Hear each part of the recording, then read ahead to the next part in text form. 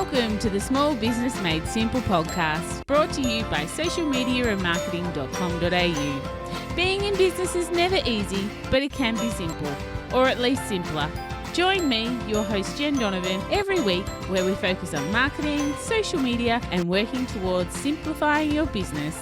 You with me? Let's do this. Gonna dream it big, 'cause someone out there listening. Everyone's got a voice to give, and it's time I heard you whistling, 'cause there's no point at all, in dreaming small.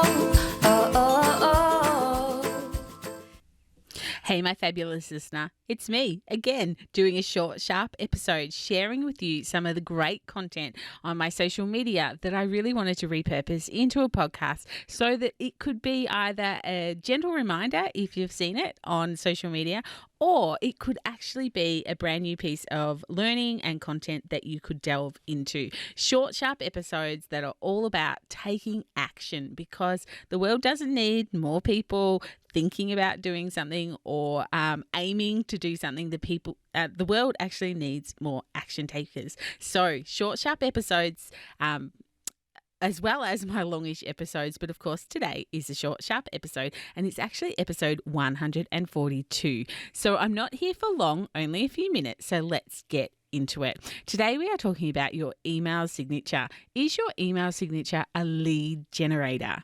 How many emails do you send a day? How many emails do you send that are to prospective clients, referral partners, or networking opportunities? I'm guessing you send a few, maybe even loads. So why aren't you thinking about your email signature as being part of your marketing strategy?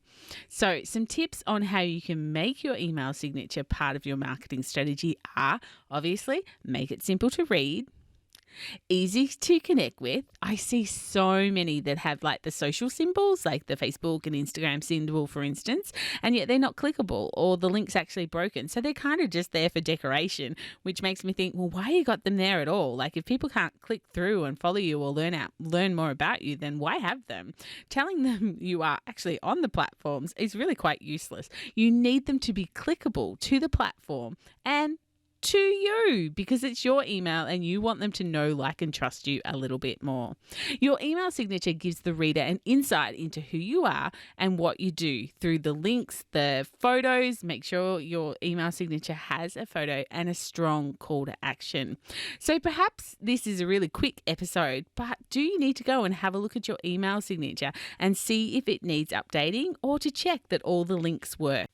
A photo is a really great idea to have on your email signature, so they actually can put a face to the name of the person they're emailing. So make sure your photo is there, but also make sure it's a recent one. So if I get an email from you and then I met you in the main street, or if I met you at a networking event, I would automatically recognize you.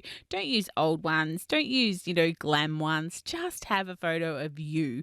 And, human to human marketing, of course, make sure all your links are clickable, including your phone number and email address, as well as your socials and your website. And like I said, have a really good call to action, or a strong call to action. If you write blogs, then maybe invite them to read your latest blog. If you do podcasting, ask them to listen to your latest podcast. And of course, make sure your logo is in there as well, because that is a recognizable part of you and your business.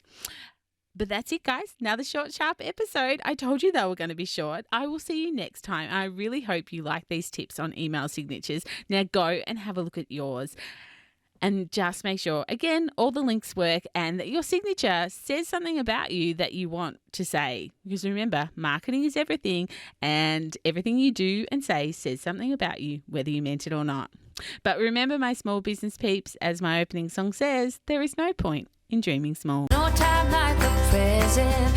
Tell it like you feel it, say it proud, be true, and let us see you for the star that you are. No point in dreaming small.